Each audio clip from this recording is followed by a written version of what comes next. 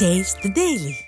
தமிழ்நாட்டில் விடியா திமுக அரசால் பெறப்பட்ட தொழில் முதலீடுகள் குறித்து அதிமுக பொதுச் செயலாளரும் சட்டமன்ற எதிர்க்கட்சி தலைவருமான எடப்பாடி கே பழனிசாமியின் கேள்விகளுக்கு பூசி மெழுகி பதில் அளித்துள்ள திமுக தொழில்துறை மந்திரிக்கு முன்னாள் அமைச்சரும் அதிமுக தலைமை நிலைய செயலாளருமான SP வேலுமணி கண்டனம் தெரிவித்துள்ளார்.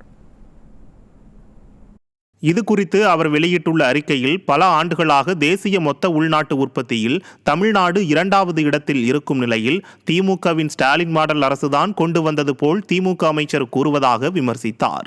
தேசிய மொத்த உள்நாட்டு உற்பத்தியில் தமிழ்நாட்டின் பங்களிப்பு சில ஆண்டுகள் தவிர மற்ற ஆண்டுகளில் 8 முதல் 9% இருந்து வரும் நிலையில் 8.9% உயர்த்தியது திமுகவின் பெரும் சாதனை என்று அவர் கூறுவது விந்தையாக உள்ளதாக குற்றம் சாட்டினார். ஸ்டாலின் ஆட்சியில் தேசிய மொத்த உள்நாட்டு உற்பத்தியில் 2வது இடத்தை கூட குஜராத்தோ உத்தரப்பிரதேசமோ பிடித்துவிட்ட நிலையில் தமிழ்நாட்டை பின்னுக்கு தள்ளிவிட்டதுதான் உண்மை எனவும் அவர் தெரிவித்துள்ளார். TRB ராஜாவின் பதிலை பார்க்கும்போது சட்டியில் இருந்தால்தானே அகப்பையில் வரும் என்ற முதுமொழிதான் நினைவுக்கு வருகிறது என தெரிவித்த அவர், பிற மாநிலங்களைப் போல டாவோஸ் நகரில் தமிழ்நாடு ஏன் புரிந்துணர்வு ஒப்பந்தங்கள் மேற்கொள்ளவில்லை என்பதற்கு பதில் அளிக்காதது ஏன் என கேள்வி எழுப்பியுள்ளார்.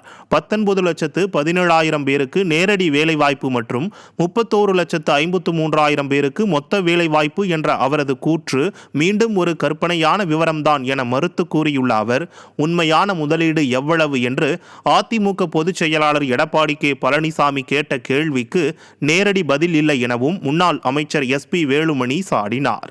தமிழகத்தில் பெரிய அளவிலான வேலைவாய்ப்பு உருவாக்கத்தின் தாக்கம் உண்மையில் இதுவரை தென்படவில்லை எனவும், மொத்தத்தில் இந்த புள்ளி விவரம் ஒரு ஏட்டு சுரைக்காய்தான் எனவும் குறிப்பிட்டுள்ளார்.